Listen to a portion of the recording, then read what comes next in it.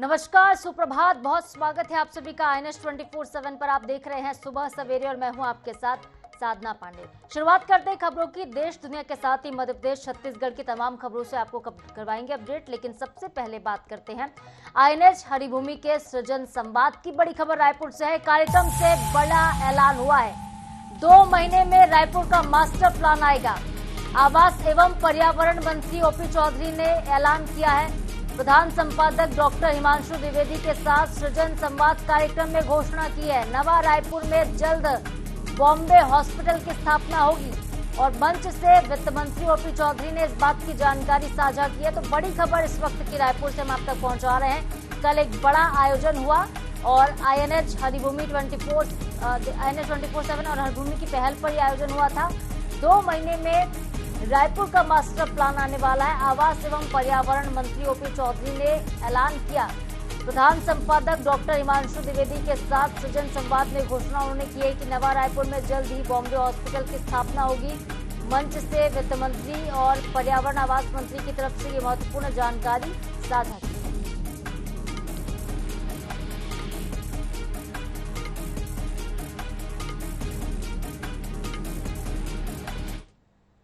और चलिए बात करते हैं छत्तीसगढ़ के बहुचर्चित शराब घोटाले की। मामले में एक बार फिर से सियासत काफी तेज है। ईडी ने हाल ही में इस मामले में चालान पेश किया था, जिसमें इस बात का जिक्र है कि कार्टन भर के काली कमाई का पैसा राजीव भवन पहुंचता था।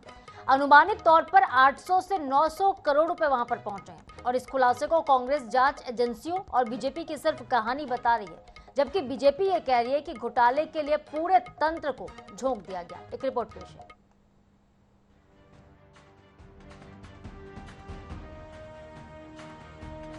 छत्तीसगढ़ के शराब घोटाले में नए खुलासों का दौर थमने का नाम नहीं ले रहा है। ईडी की जांच जैसे जैसे आगे बढ़ रही है, वैसे वैसे सियासी इमारतों की नींव हिलती नजर आ रही है। जांच एजेंसी का दावा है कि 3 साल में लगभग 900 करोड़ रुपए राजीव भवन तक पहुंचाए गए। पैसा किसी बैग या सूटकेस में नहीं, कार्टनों में भरकर पहुंचता था। हर माह कार्टन में भरकर राजीव भवन जाता था पैसा। 3 साल में राजीव भवन में कार्टन में भरकर छोड़े गए लगभग 900 करोड़। कांग्रेस कोषाध्यक्ष राम गोपाल अग्रवाल के नाम छोड़ा जाता था कार्टन। पहले ही शराब घोटाला केस में सुकमा कांग्रेस कार्यालय अटैच। अब प्रदेश कार्यालय राजीव भवन तक पहुंची ईडी की जांच की आंच। ईडी के नए खुलासे पर उप मुख्यमंत्री विजय शर्मा कहते हैं, पूरे तंत्र को घोटालों को अंजाम देने में लगा दिया गया था। दूसरी ओर PCC चीफ दीपक बैज कहते हैं, बीजेपी और जांच एजेंसियां चाहे जितने झूठे आरोप लगा लें, कांग्रेस नेता डरने वाले नहीं है। और पूरा तंत्र ही शराब घोटाले में लगा था, यह भी आप जानते हैं। कोयला घोटाला भयंकरतम हुआ है, वह भी आप जानते हैं। पूरा तंत्र मतलब प्रशासन और पुलिस भी सब कुछ उसमें झोंक दिया गया था, ये आप जानते हैं। अब ऐसे में ऐसे नई नई कथाएं जो रोज आएंगी वो गलत नहीं है, वो उसमें कहीं न कहीं सच्चाई है, तब तो वो जांच में सामने आ रही है बातें। भारतीय जनता पार्टी के सरकार के पास और सेंट्रल एजेंसियों के पास इसके अलावा कुछ भी नहीं है। सिर्फ तरह तरह के मनगढ़ंत कहानी बनाकर कार्टून में पैसा जा रहा है, बोरे में पैसा जा रहा है, कहीं तो टेम्पो में पैसा जा रहा है, कहीं तो ट्रकों में पैसा जा रहा है। कितनी कहानियां बनाएंगे कांग्रेस नेताओं को डराने के लिए? आपके डराने से हम लोग डर गए क्या अभी तक का? कांग्रेस के नेता डर गए क्या अभी तक का? नहीं डरे। आप चाहे जितने भी आरोप लगा लो, जितने भी षड्यंत्र कर लो, इससे कांग्रेस डरने वाली नहीं है। छत्तीसगढ़ में ईडी के ताजा खुलासों ने राजनीतिक गलियारों में हलचल मचा दी है। शराब के सिंडिकेट से लेकर अलग अलग ठिकानों में पैसों के पहुंचने की पूरी कहानी सामने आ रही है। इसे लेकर वार्ड पलटवार भी हो रहा है, जमकर सियासत भी चल रही है। ऐसे में यह देखना होगा कि इस घोटाले की जद में और कितने लोग आते हैं, किस पर शिकंजा कसता है, इस पर भी निगाहें होंगी। रायपुर से INS 24/7 के लिए गौरव शर्मा की रिपोर्ट। और छत्तीसगढ़ में ही नक्सलवाद के खिलाफ जंग जैसे निर्णायक जो है फैसले इस वक्त हो रहे हैं। नक्सलियों के खिलाफ एक मुहिम छेड़ दी गई है और नक्सलियों के पांव उखड़ रहे हैं। अब नक्सलियों का एक बड़ा धड़ जो है वो पत्र लिखकर हथियार छोड़ने की बातें कर रहा है। दूसरा धड़ा जो है शांति वार्ता की बात अलग से हटता हुआ नजर आ रहा है। कुल मिलाकर नक्सलियों में दो फाड़ की स्थिति बनी हुई है। क्यों बनी है, एक रिपोर्ट आप देखिए।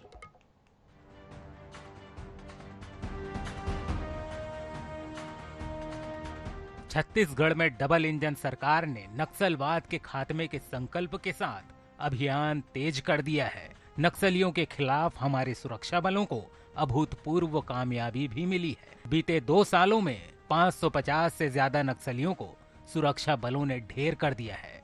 यही वजह है कि नक्सली बैकफुट पर नजर आ रहे हैं। नक्सलियों का एक धड़ा लगातार शांति वार्ता के लिए पत्र भी लिख रहा है, लेकिन अब दूसरे धड़े ने सरेंडर या युद्ध विराम से इनकार करते हुए भारतीय जनता पार्टी सरकार पर तीखा हमला बोला है। जानकारी के मुताबिक नक्सलियों के बीच शांति वार्ता को लेकर 2 फाड़ हो गया है। नक्सलियों की तेलंगाना कमेटी ने युद्ध विराम से इनकार किया है। अभय की चिट्ठी और ऑडियो को निजी राय बताई जा रही है। अभय ने चिट्ठी और ऑडियो में युद्ध विराम की बात कही थी। नक्सलियों के संगठन में युद्ध विराम पर मतभेद की स्थिति बन गई है। बहरहाल नक्सलियों की ओर से 2 बार पत्र लिखकर शांति वार्ता की पहल की गई है। इस संबंध में तेलंगाना में भी बुद्धिजीवियों की ओर से शांति वार्ता समिति का गठन किया गया था। समिति की ओर से कई जनप्रतिनिधियों से बातचीत भी की गई। अब युद्ध विराम रोकने के खिलाफ पत्र भी तेलंगाना से ही सामने आया है। इससे साफ है कि नक्सल संगठन में 2 फाड़ की स्थिति बनी हुई है। इसे लेकर डिप्टी सीएम विजय शर्मा का कहना है कि नक्सलियों को आम लोगों की हत्या बंद करनी होगी। साथ ही बस्तर की धरती से आईईडी भी हटना चाहिए। दूसरी ओर पीसीसी चीफ दीपक बैज का कहना है कि सरकार को इस मामले में स्थिति स्पष्ट करनी चाहिए। देखिए, नक्सलियों का चिट्ठी को लेकर सरकार अभी तक स्पष्ट नहीं किया है, इसलिए मैं अभी भी कह रहा हूं, ये सरकार को स्पष्ट करना है उस चिट्ठी में कितनी सत्यता है, और ये सरकार को तय करना है कि नक्सली सरेंडर करने को तैयार है, सरेंडर करना चाहिए, नहीं करना चाहिए, क्या है, ये सरकार को तय करना। मैं आपके माध्यम से और सारे ही मीडिया के माध्यम से उनसे पहली अपील करता हूं कि उनको सिविलियन किलिंग्स बंद करना चाहिए। कल परसों भी किया और उसके पहले भी किया। उनको आईडी हटा लिया ये कहना चाहिए, और अगर सब कुछ मिलकर तैयार है तो कोई बात हो सकती है। पहले ये तो करें भाई। छत्तीसगढ़ से नक्सलियों के पांव उखड़ रहे हैं। लगातार नक्सली बैकफुट पर हैं। ऐसे में संगठन में 2 फाड़ की स्थिति तो नजर आ रही है। सिविलियन की हत्या और शांति वार्ता की पहल के बीच सरकार ने सख्त तेवर दिखाए हैं। ऐसे में ये भी तय है कि नक्सलवाद के विरुद्ध अभियान अभी और तेज होगा। गौरव शर्मा, INS 24/7, रायपुर। और रायपुर पुलिस का निश्चय अभियान अपराधियों के लिए अब डर का दूसरा नाम बन चुका है। शुक्रवार की तड़के सुबह हुई कार्रवाई में पुलिस ने एक साथ 100 से ज्यादा आरोपियों को सलाखों के पीछे तक पहुंचा दिया। नशे का कारोबार हो, अवैध कारोबार हो या फिर हथियारबाज हो। देखिए एक रिपोर्ट। शुक्रवार सुबह 4 बजे राजधानी में पुलिस का जबरदस्त एक्शन देखने को मिला। पुलिस की 25 से ज्यादा टीमें एक साथ निकली और 30 से ज्यादा जगहों पर ताबड़तोड़ दबिश दी, और दबिश के दौरान नशे का धंधा करने वालों को रंगे हाथों पकड़ा गया। पुलिस की कार्रवाई में 22 आरोपी पकड़ाए, जिनके पास से 614 पौवा शराब और नकदी रकम बरामद की गई। यही नहीं, शांति भंग करने वालों को भी पुलिस ने दबोचा। 50 लोगों पर प्रतिबंधात्मक कार्रवाई की गई। कुल मिलाकर एक ही दिन में 106 आरोपी सीधे जेल भेजे गए। जानकारी के मुताबिक 14 आरोपी नशे का सामान बेचते पकड़े गए। 600 ग्राम अफीम और 24 किलो गांजा बरामद। 22 आरोपी अवैध शराब की बिक्री में गिरफ्तार हुए। 614 पौवा शराब और नकदी जब्त हुई। 8 आरोपी आर्म्स एक्ट में गिरफ्तार हुए। 12 स्थायी या गिरफ्तारी वारंट तामील किए गए। 50 आरोपियों पर प्रतिबंधात्मक कार्रवाई की गई। एक दिन में कुल 106 आरोपी जेल भेजे गए। जिले में अभियान निश्चय के तहत में कार्रवाई करते हुए पिछले रात और सुबह की कार्रवाई कर 106 लोगों की गिरफ्तारी कार्रवाई की गई है। ये कार्रवाई लगातार जारी रहेगी और नशे के विरुद्ध में जीरो टॉलरेंस के तहत में विशेष अभियान निश्चय के तहत में कार्रवाई आगे भी की जाती रहेगी। कुल मिलाकर कहा जा सकता है कि रायपुर पुलिस नशे का व्यापार करने वालों के खिलाफ बेहद सख्त रुख अपना रही है, जिससे नशे के कारोबारियों में हड़कंप मचा हुआ है। राजधानी में ड्रग्स के कारोबार के बाद अब ऑपरेशन निश्चय के तहत गुंडा, बदमाश, चाकूबाज और इसके अलावा नशे के काला कारोबारियों पर पुलिस ने अपनी धरपकड़ तेज कर दी है। रायपुर पुलिस द्वारा 25 से अधिक अलग अलग टीमें तैयार की गई हैं और अलग अलग गुंडा, बदमाश और शहर की शांति भंग करने वालों के खिलाफ कार्रवाई की जा रही है। अब देखना होगा इन कार्रवाइयों के बाद राजधानी में क्राइम के ग्राफ पर इसका असर कितना देखने को मिलता है। कैमरामैन अरुण साहू के साथ मोहम्मद सैन, NH24/7 रायपुर। और कुम्हारी की पुलिस ने शनिवार की सुबह एक बड़ी कार्रवाई को अंजाम देते हुए 2 वाहनों से कुल 6 करोड़ 60 लाख रुपए बरामद किए हैं। यह कार्रवाई मुखबिर की सूचना के आधार पर हुई है।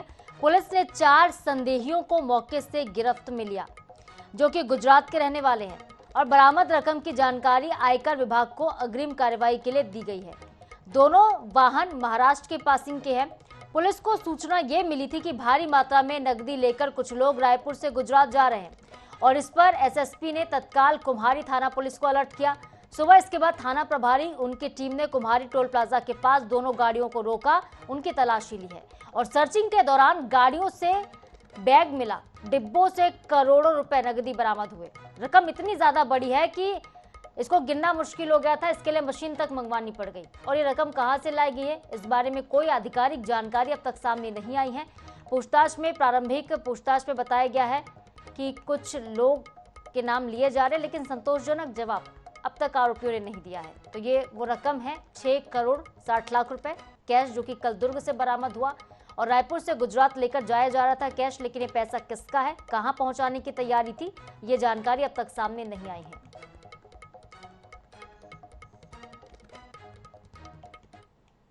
500 के नोट के बंडल है इसमें और एक वाहन पे 3 करोड़ था, एक वाहन पे 3 करोड़ 60 लाख था। कुल जुमला 6 करोड़ 60 लाख रुपए नगद बरामद हुए। स्कॉर्पियो वाहन को रोका, महाराष्ट्र पासिंग दोनों गाड़ियों की तलाशी लेने पर उसमें 6 करोड़ 60 लाख रुपए नगद बरामद किए हैं। जब्ती कार्रवाई की जा रही है। 4 संदेही हैं जिनसे पूछताछ की जा रही है। इनकम टैक्स विभाग को भी सूचित कर दिया गया है, उनके भी अधिकारी आ गए हैं इसमें और अग्रिम कार्रवाई और पूछताछ की जा रही है। और चलिए बात करते हैं जबलपुर की। जबलपुर में रफ्तार का कहर देखने को मिला है। नवनिर्मित फ्लाईओवर आपको याद होगा, जिसको हाल ही में समर्पित किया गया है जनता को। इसी फ्लाईओवर पर शनिवार को भीषण हादसा हुआ। हादसा उस वक्त होता है जब एक स्विफ्ट डिजायर कार उल्टी दिशा में जा रही थी और सामने से आ रही तेज रफ्तार एक कार ने उसको टक्कर मार दी। बहरहाल स्विफ्ट डिजायर का एयरबैग खुल जाता है, इस वजह से उसके चालक की जान बच जाती है। लेकिन हादसे के बाद जो दूसरी तूफान कार थी, उसका चालक मौके से भाग निकला है।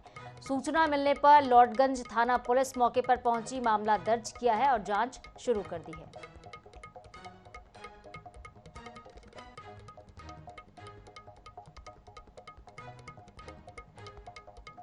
तो 2 कारों की टक्कर जो कि जबलपुर में फ्लाईओवर पर हुई है, तस्वीरें हम आपको दिखा रहे हैं। कार भी पूरी तरह से क्षतिग्रस्त हो गई। गनीमत रही कि चालक ने अपनी जान बचा ली, एयरबैग समय रहते खुल गया, जिससे स्विफ्ट डिजायर में जो चालक सवार था उसकी जान बच गई।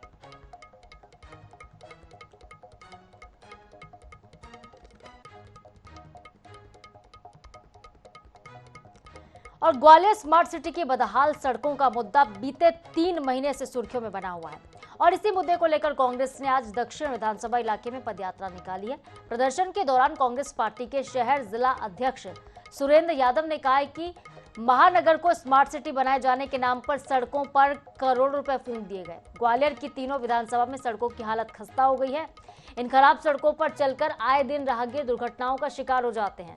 दक्षिण विधानसभा में आंदोलन किया गया है, कल पूरब में होगा और परसों ऊर्जा मंत्री की ग्वालियर विधानसभा में भी आंदोलन करेंगे।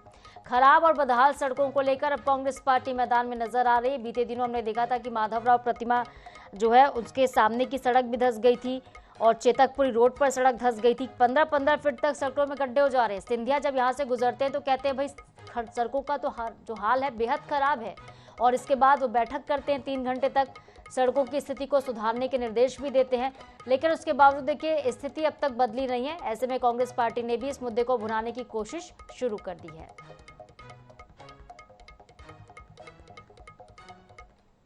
देखो, रोडों में हो रही भ्रष्टाचार, ठीक है, बदहाल सड़कों को लेकर आज शहर जिला कांग्रेस कमेटी ने पदयात्रा निकाली है। आज ग्वालियर दक्षिण विधानसभा में, अब ग्वालियर, फिर उसके बाद पूरब 6-6 करोड़ रुपये की सड़कें, 3-3 करोड़ रुपया का भ्रष्टाचार सब दिख तो रहा है।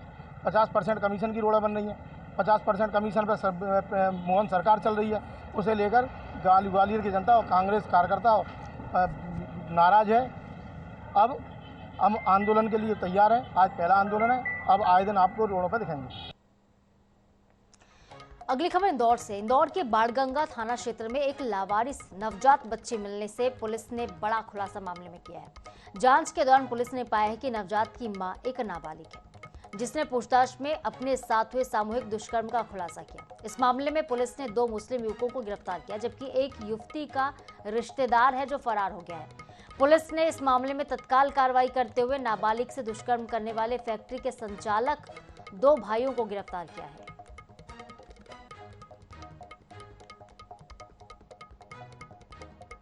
बाणगंगा थाने के अंतर्गत लगभग 4 से 5 दिवस पूर्व एक नवजात बच्ची मिली थी। भवानी नगर में झाड़ियों के पास एक बच्ची मिली थी और उस पर थाना बाणगंगा में जब उसकी इन्वेस्टिगेशन की गई तो पाया कि एक जो नाबालिग बच्ची थी वो वहाँ पर छोड़ के गई थी। तो इस पर से नाबालिग बच्ची जब पूछताछ की गई तो उसके द्वारा बताया गया, उसके स्टेटमेंट दिए गए कि उसके साथ उसके रिश्तेदार ने और जहाँ पर काम करती थी वहाँ 2 लोगों ने उसके साथ दुष्कर्म किया, शारीरिक संबंध बनाए।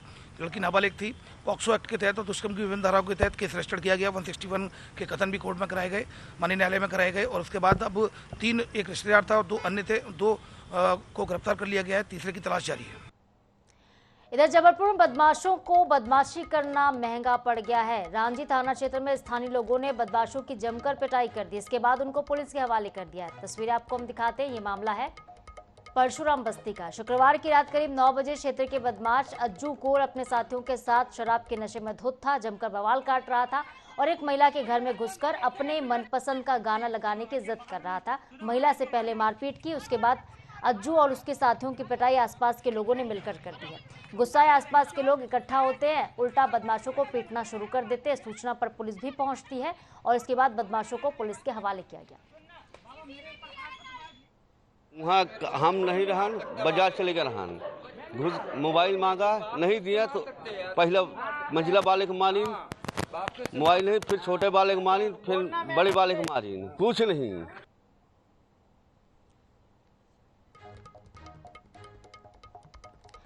अब बात कवर्धा की करते। कवर्धा की घटना ने पत्रकारिता की स्वतंत्रता, कानून व्यवस्था और पुलिस प्रशासन पर गंभीर सवाल खड़े कर दिया है। शहर की एक पानी फैक्ट्री की बोतलों में पानी में कड़वाहट की कवरेज करने पर पत्रकार पर हमला कर दिया गया। फैक्ट्री के संचालक ने कवरेज के दौरान INS 24/7 के पत्रकार संजय यादव से और उनके कैमरामैन पर हमला किया है। उनसे बदतमीजी भी की गई। आरोप है कि फैक्ट्री संचालक ने उनका मोबाइल छीना और जान से मारने की कोशिश की। घटना की जानकारी मिलते ही मौके पर पहुंचे दूसरे पत्रकारों के साथ भी संचालक ने दुर्व्यवहार किया और इस क्षेत्र में पत्रकारों की सुरक्षा को लेकर अब चिंता फैल चुकी है। मामले को लेकर कोतवाली में शिकायत दर्ज करा दी गई है।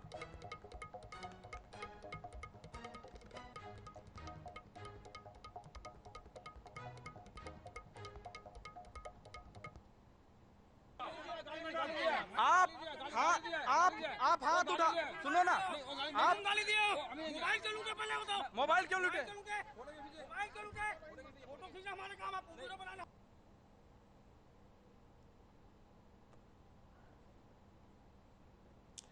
तो कवर्धा में INS 24/7 के कैमरामैन पर पानी की फैक्ट्रियां चल रही है और पानी की फैक्ट्रियों में कब जांच होती है, कितनी जांच होती है और जांच रिपोर्ट क्या आता है, किस तरह की जांच उनके में होता है, इन चीज़ों का कोई ख्याल नहीं रखा जा रहा है विभाग द्वारा, न तो और नहीं जो पानी की जो फैक्ट्रियां संचालन करते हैं उनके द्वारा। देखिए मेरे हाथ में ये एक क्षीर पानी का ये पानी बॉटल है। इसका हमने जब लोगों से प्रतिक्रिया ली तो इस पानी की क्वालिटी को लेकर के लोगों में काफ़ी चर्चा है और साथ ही कहा जा रहा है कि ये पानी जो है इसमें कड़वाहट आ रही है। इसको लेकर जब हम इस कंपनी के जो मालिक है यहाँ पे और ये जो फैक्ट्री के मालिक हैं इनके पास जब हम पहुंचे तो हमने इनसे सवाल करने की कोशिश की। तो पहले तो इन्होंने हमसे हमारे साथ ही मिसबिहेव करने की कोशिश की। पत्रकार की आईडी तो हमने दिखाया उन्हें, हमने अपना आईडी कार्ड इन्हें दिखाया और इस साहब का कहना है कि इसमें मैन्युफैक्चरिंग डेट हमने पूछा प्यार से तो इनका कहना था ये मैन्युफैक्चरिंग है, आपने बिस्लेरी का पानी पिया है कि नहीं। तो हमने कहा भैया पानी तो हमने नहीं पिया है, तो आप पी कर आइए पहले फिर आप बात कीजिए मुझसे। तो आप देखिए किस तरह से ये पत्रकारों से ऐसी बात करते हैं। तो ये व्यक्ति जो है जनता को किस तरह से पानी परोसेंगे। और मैं आपसे पूछ रहा, आप मुझे बताइए कि आपके इसके जांच रिपोर्ट कितनी बार आपके पास आया, NABL का रिपोर्ट?